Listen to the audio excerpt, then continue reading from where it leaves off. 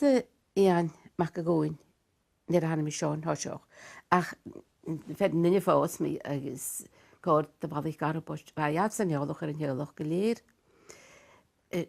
Agus bheit a húnaí bríine chu clever sa bhd. Chaban na seáú go gaidir a chana go bhhathir gacha leis agus ina bountrich agus sinna mar a thucaí. Bha nóir sin cethú TB go mac comanta is cnanéine seo. Tá cain agam sa mé hín agus a mina ácin ná trúr fallab a scoil na háte. Chanach sin chaite ligad. Sin cethú bhaunta chatúir a réomh sa cheann.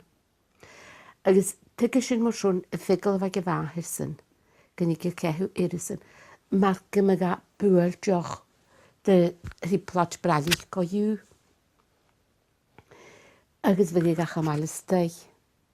Hamas míoch ar dáid gynúg sin bheit johnú baroch snéineach. Lévag a chulacála yogar i lévag agus bha géiseach leis chulacála bheith daine me daine brín.